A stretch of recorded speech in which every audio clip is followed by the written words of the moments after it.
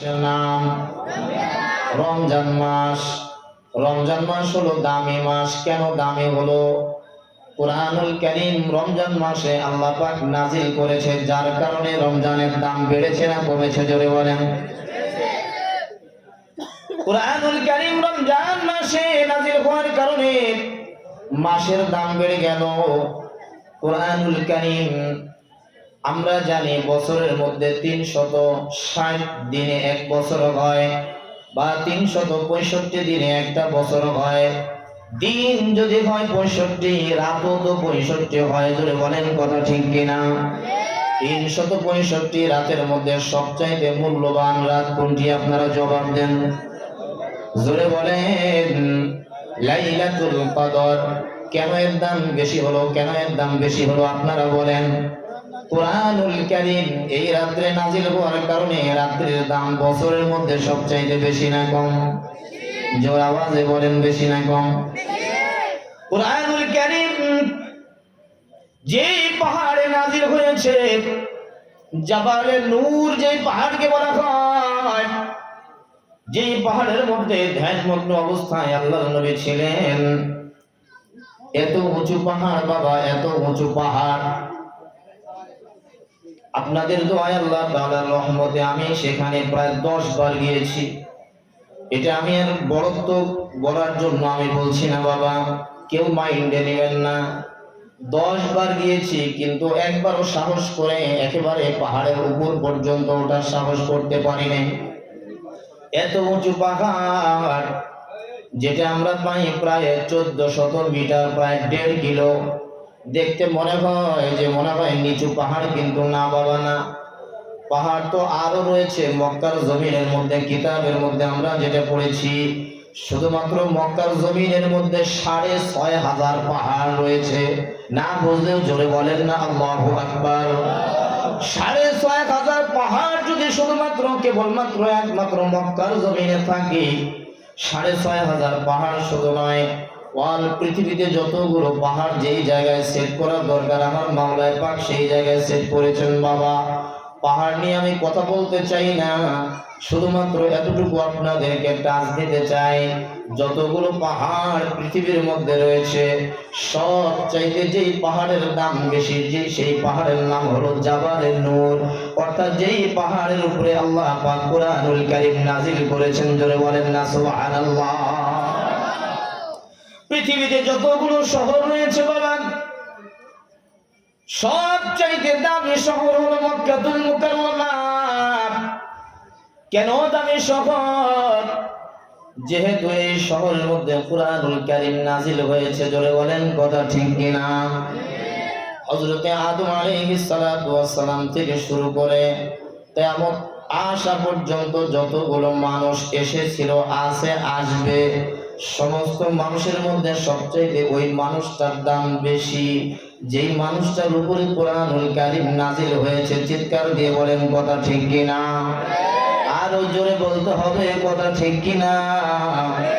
ওই মানুষটার দাম বেশি, ওই মানুষটার দাম বেশি। এটা একটা সম্মানিত কিতাব।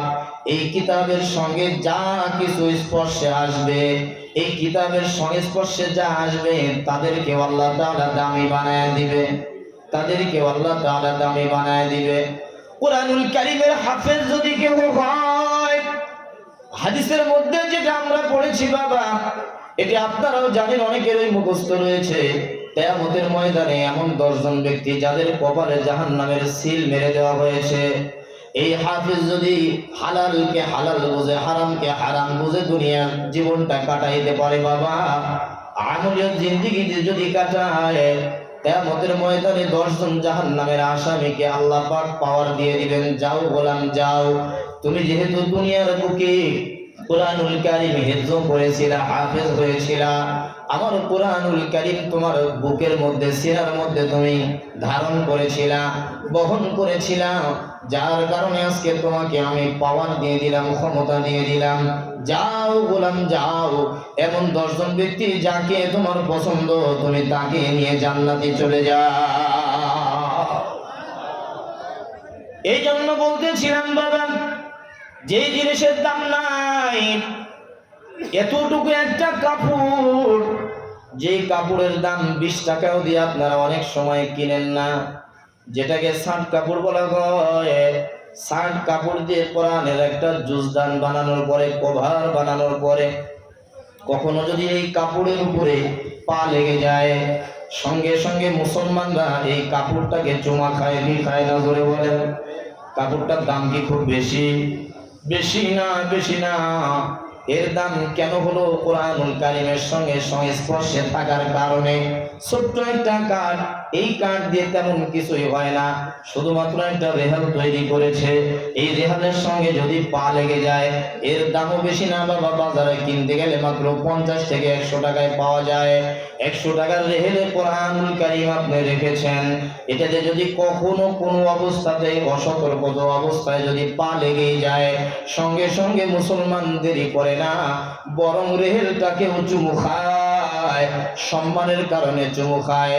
যেটা কোরআনুল কারীম এই কাঠের উপরে আমি রাখছি, এটা কাঠের সম্মান না, বরং এটা কোরআনুল কারীমের সম্মান।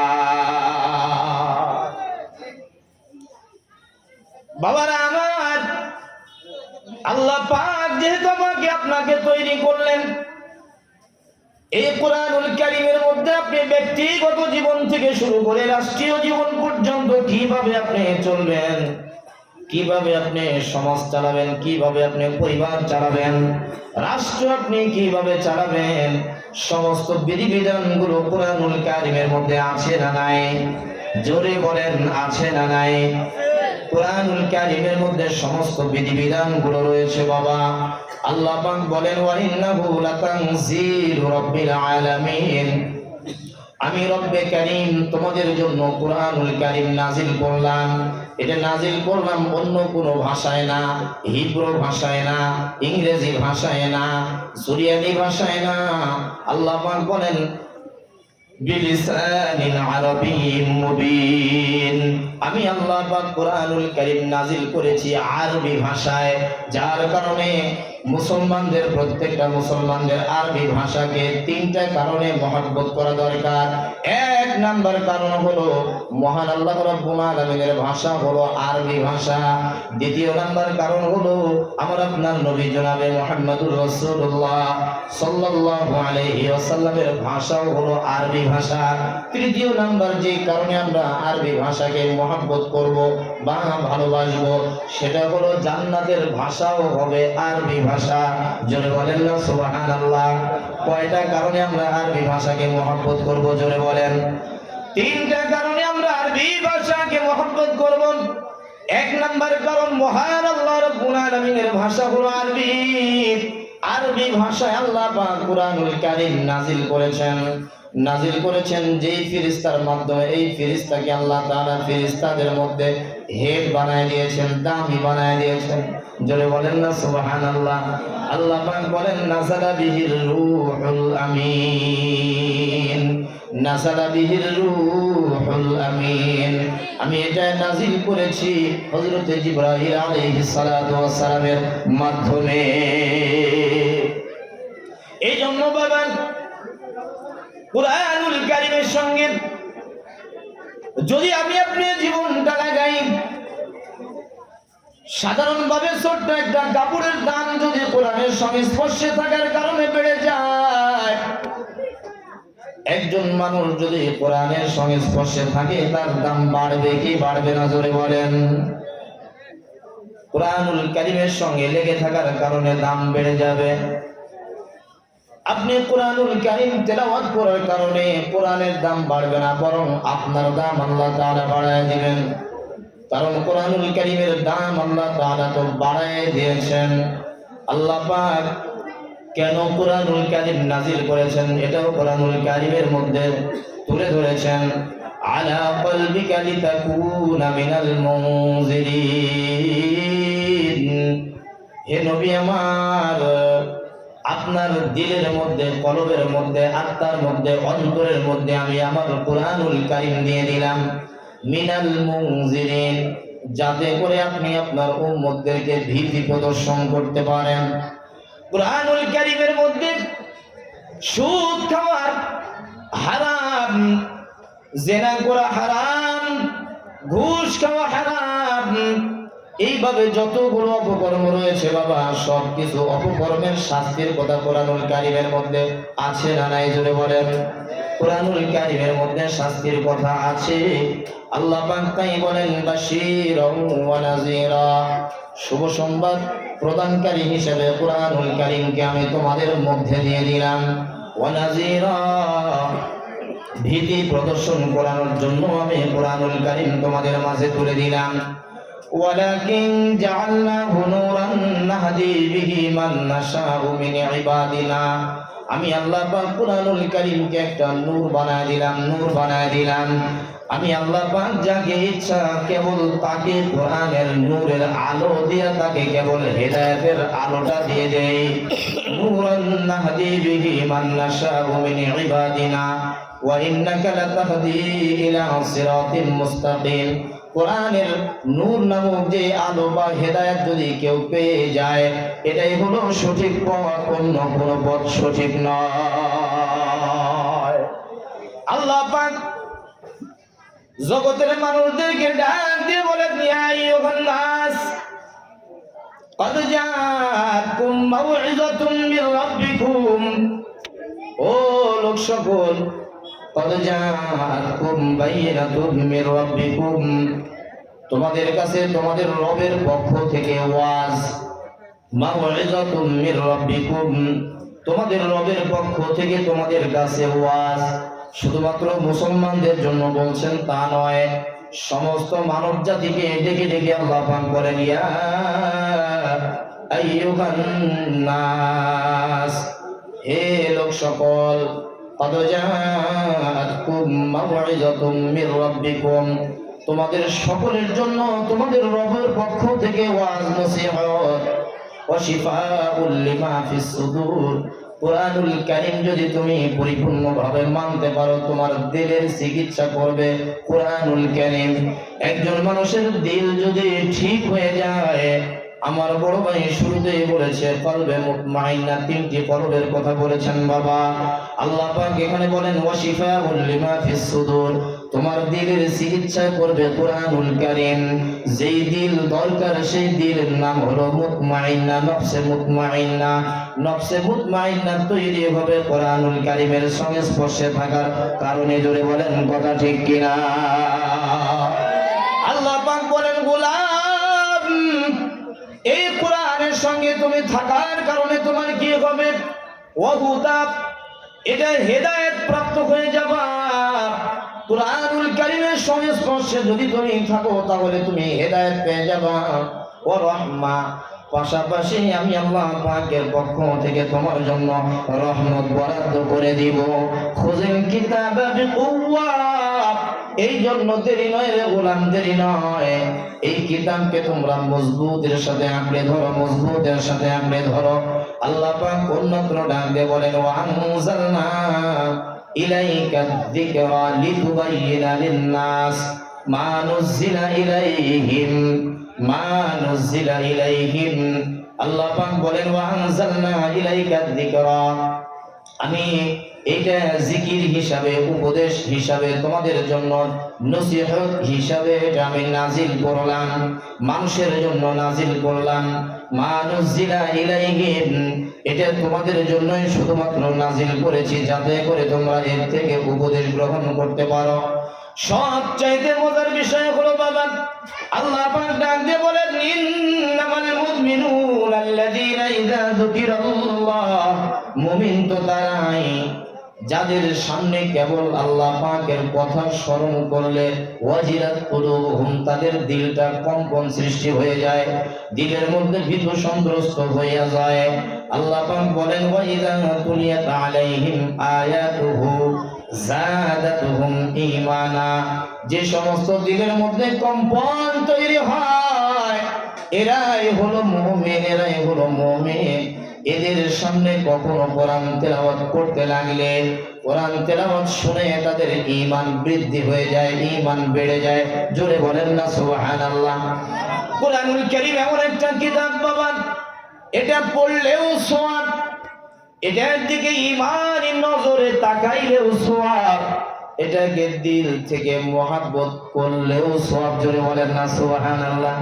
কোরআনুল কারীম এমন একটা কিতাব, এই কিতাবকে যদি আপনি দিল থেকে মহব্বত করেন বাবা, দিল থেকে মহব্বত করার কারণে এই আমলটা যদি আল্লাহ পাকের নিকটে পছন্দ হয়ে যায়, এই একটা আমলের কারণেই আল্লাহ পাক আপনাকে নাজাতের ফয়সালা করে দিতে পারে।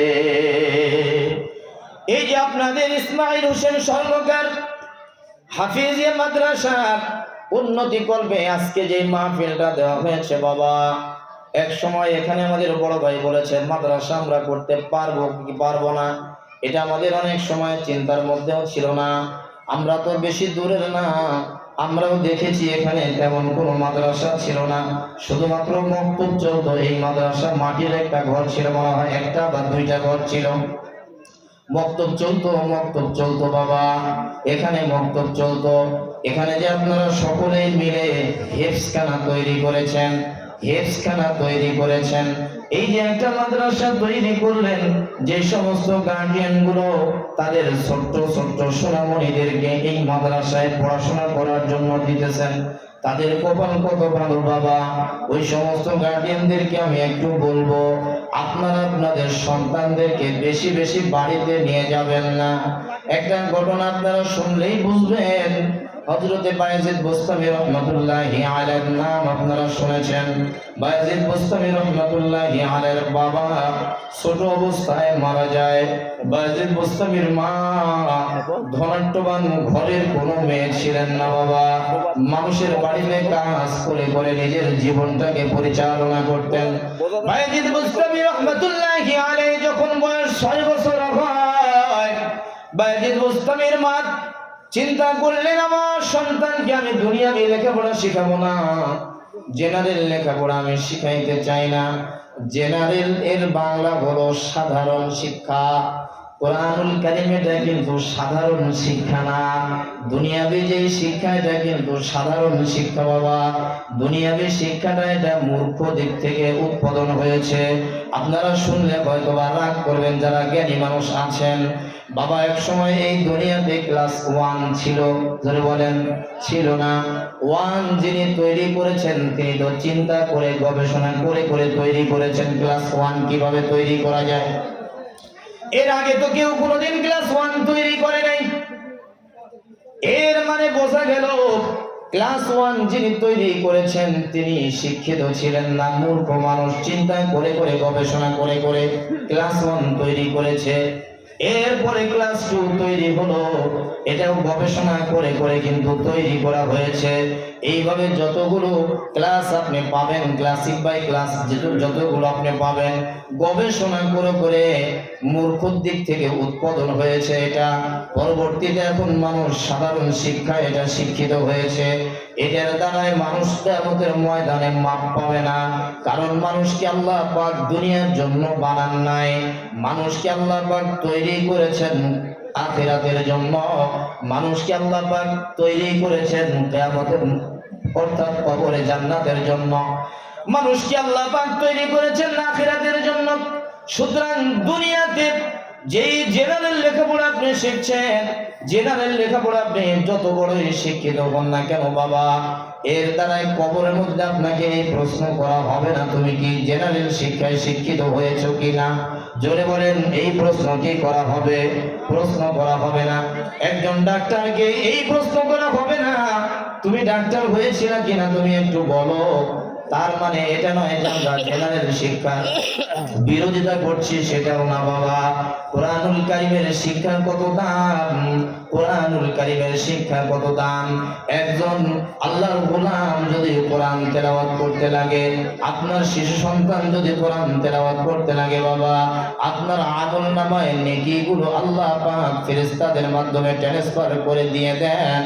আল্লাহর কোন গোলাম যদি মৃত্যু সজ্জায় তার কষ্ট হয়, তার সামনে যদি কোরআন তেলাওয়াত করা হয়, আল্লাহর কোন বান্দা যদি কোরআন তেলাওয়াত করতে থাকে ইয়াসিন ওয়াল কুরআনিল হাকীম ইন্নাকা লামিনাল মুরসালিন, আল্লাহ পাক হযরতে আজরাইল আলাইহিস সালাতু ওয়াস সালামকে ডেকে ডেকে বলতে থাকে আজরাইল আমার বান্দার সামনে কোরআনুল কারীম তেলাওয়াত শুরু হয়ে গেছে, তার জানটা তুমি আর এখন কঠিন ভাবে কবজ করো না, এখন তার জানটা তুমি আসানের সাথে বের করে নিয়ে আসো। এখনো যদি তুমি তাকে কষ্ট দাও তাহলে আমার কোরআনের অবমাননা হয়, আমার কোরআনের অবমাননা আমি আল্লাহ পাক সহ্য করতে পারি না রে আজরাইল।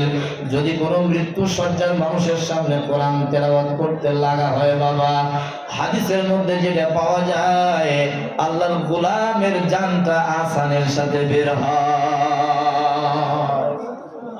যেটা বলতেছিলাম বাবা, বাইজিদ বুস্তামি রহমাতুল্লাহি আলাইহির মা 6 বছর বয়স যখন হয় বাইজিদের, মাদ্রাসায় পড়ানোর জন্য মাদ্রাসায় নিয়ে গেলেন, হুজুরদের কাছে নিয়ে গেলেন যে হুজুর আমার ছেলেটাকে আমি মাদ্রাসায় দিতে চাই। হুজুর বলেন ঠিক আছে আপনি ভর্তি করে দেন। মাদ্রাসায় ভর্তি করার পর বাইজিদ বুস্তামি রহমাতুল্লাহি আলাইহির মা এবার বললেন হুজুর ভর্তি তো আমি করে দিলাম, কিন্তু একটা শর্ত আছে, আমার ছেলেকে আপনার মতো বড় আলেম না বানায়া আমার বাড়িতে আর পাঠাবেন না। বাইজিদ বুস্তামি ছোট মানুষ, হুজুর বলে ঠিক আছে, আবেগের কারণে হয়তো বা বলেছেন। বাইজিদ বুস্তামিকে মাদ্রাসায় রেখে তার মা চলে আসে। বেশ কিছুদিন সময় চলে যায়, ছোট্ট মানুষ 6 বছর বয়সে তার কি এমন বুঝ হয়েছে বাবা। মাদ্রাসায় যারা নিজের ছেলেদেরকে ভর্তি করেছেন তারাই জানেন, এক সপ্তাহ না দেখলে ভিতরে কেমন যেন ছটফট ছটফট করতে থাকে। জোরে বলেন কথা ঠিক কিনা? 1 মাস যদি সন্তানকে না দেখা যায় কেমন যেন দিলের মধ্যে ছটফট ছটফট করতে থাকে। বাইজিদ বুস্তামি রহমাতুল্লাহি আলাইহির মা বলে আসছে হুজুর আমার বাইজিদকে আপনার মতো আলেম না বানায় আমার বাড়িতে পাঠাবেন না। বাইজিদ বেশ কিছু সময় যখন চলে যায়, 2 মাস 4 মাস 6 মাস সময় চলে গিয়েছে, হুজুরকে ডাকতে বলে হুজুর আপনি যদি আমাকে একটু ছুটি দিতেন তাহলে আমি আমার মার সঙ্গে একটু দেখা করে আসতাম। হুজুর বলেন বাইজিদ তোমার মা তো বলেছে অনেক লেখাপড়া করার পরে তোমাকে বাড়িতে যাওয়ার জন্য, তবে আমি তোমাকে ছুটি দিতে পারি, তুমি যদি কোরআনুল কারীমের 3 ভাগের 2 ভাগ মুখস্থ করে আমাকে শোনায় দিতে পারো, 2 ভাগ তুমি যদি আমাকে শোনাও এরপরে তোমাকে আমি ছুটি দেব। বাইজিদ বুস্তামি রহমাতুল্লাহি আলাইহি আল্লাহ পাকের দরবারে তাহাজ্জুদের মুহূর্তে তাহাজ্জুদ নামাজ আদায় করে বাবা 2 হাত তুলে আল্লাহর কাছে চোখের পানি ছেড়ে দিলেন। চোখের পানি ছেড়ে দিয়ে ডাকতে বলেন আল্লাহ আমি তো আমার উস্তাদের কাছে ছুটি চেয়েছিলাম আমার জনম দুঃখের মার সঙ্গে একটু সাক্ষাৎ করে চলে আসব। উস্তাদ বলে দিয়েছে 3 ভাগের 2 ভাগ লেখাপড়া করে এরপরে আমাকে ছুটি দিবে। আল্লাহ তোমার কাছে আবেদন, তোমার কাছে দরখাস্ত, আমিও নিয়োগ করলাম 3 ভাগের 2 ভাগ মুখস্থ না করা পর্যন্ত আমি বাড়িতে যাব না। আল্লাহ তুমি তো কোরআনুল কারীমের মধ্যে বলেছো কেউ যদি কোরআনুল কারীম মুখস্থ করতে লাগে আমি তার জন্য সহজ করে দেব। আল্লাহ তোমার ওয়াদা মিথ্যা হবে না। আল্লাহ তুমি আমি বাইজিদের জন্য তোমার কোরআনুল কারীমকে সহজ করে দিও। বাইজিদ বুস্তামি রহমাতুল্লাহি আলাইহি কোরআনুল কারীম মুখস্থ করতে লাগলেন বাবা। অল্প কিছু দিনের মধ্যে 22 পারা কোরআন হিফজ করে ওস্তাদের কাছে গিয়ে বলে ওস্তাদ ধরেন। বলে কি ধরবো? বলে 22 পারা আমি হিফজ করেছি। জোরে বলেন না সুবহানাল্লাহ। ওস্তাদ বলে কি ব্যাপার? এই না তোমাকে সবক দিলাম কিছুদিন পূর্বে, 22 পারা তুমি মুখস্থ করলা, কিভাবে মুখস্থ হলো? বলে হুজুর কুরআনুল কারীম খুলে যখন আমি একটা পৃষ্ঠা নজরানা একটু পড়ি ওইটাই দেখি আমার দিলের মধ্যে বসে যায়। সুবহানাল্লাহ বলবেন না? আল্লাহ পাক বলেন আলা কলবিকা লিতাকুনা মিনাল মুনজিরিন। নবী আমার বারংবার বারংবার বারংবার আপনাকে কোরআন পড়া লাগবে না। অর্থাৎ নবীজি বারংবার বারংবার চেষ্টা করতেছিলেন জব্দ করার জন্য যে কোরআনুল কারীম আমি বারংবার পড়ে পড়ে এমন ভাবে মুখস্থ করব যাতে এর মধ্যে একটা নোক্তা পর্যন্ত ভুল না হয়। আল্লাহ পাক বলেন আলা কলবিকা লিতাকুনা হাবিবামার, আমি আপনার দিলের মধ্যে যেটা দিয়েছি এটা কোনোদিন আর ওখান থেকে হটাবো না। সুবহানাল্লাহ বলবেন না? বায়াজিদ বুস্তামি রাহমাতুল্লাহি আলাইহি 22 পারা পর্যন্ত কোরআনুল কারীম মুখস্থ করে ওস্তাদ ছুটি দিয়েছে, যাও মার সঙ্গে দেখা করে চলে আসবা। মার সঙ্গে দেখা করার জন্য বাড়িতে গিয়েছে বাবা। বায়েজিদের মা বাড়ি থেকে তাকায় দেখে, দেখা যায় যে আমার বায়েজিদের মতো একজন সন্তান আসছে, প্রায় কাছাকাছি চলে আসছে। এখন শিওর হয়ে গিয়েছে এটাই আমার বায়েজিদ। ঘরের মধ্যে ঢুকে দরজাখানা লাগাই দিয়েছে। বায়েজিদ বারান্দায় উঠে এবার মাকে দরজাখানায় ডাক দিচ্ছে, মা আমি তোমার বায়েজিদ, তোমার ঘরের দরজায় হাজির, একটু শুধু তোমার চেহারা দেখবো মা, তুমি আমার সঙ্গে একটু দেখা দাও। বায়েজিদের মা ডাক দিয়ে বলতেছে, বাবা তুমি কে? আমি চিনি না। আমার বায়েজিদ তো আলিম না হওয়া পর্যন্ত আমার বাড়িতে আসার কথা না। আমি তো আল্লাহ পাকের কাছে আবেদন করেছি, আল্লাহ আমার বায়েজিদ আলিম না হওয়া পর্যন্ত আমি আমার বায়েজিদের চেহারা দেখতে চাই না। বায়েজিদ বুস্তামি রাহমাতুল্লাহি আলাইহি ইনি আর দেরি করলেন না, মাদ্রাসায় চলে গেলেন বাবা। একদিন, 2 দিন, 3 দিন নয়, কোরআনুল কারীমের পূর্ণাঙ্গ হাফেজ হয়েছেন। আপনাদের এই মাদ্রাসায় যেমনি ভাবে শুরু থেকে নিয়ে আলিফ বা তা সা থেকে নিয়ে এই যাবত পর্যন্ত এই বছরে 3 জন পরিপূর্ণ হাফেজ হয়েছে। আলহামদুলিল্লাহ বলবেন না? এটা কি আপনাদের কাছে খুশির